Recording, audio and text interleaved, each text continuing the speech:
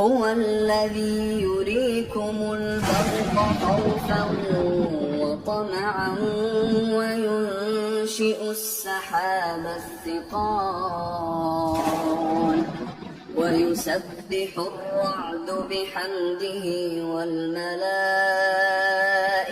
من خيفته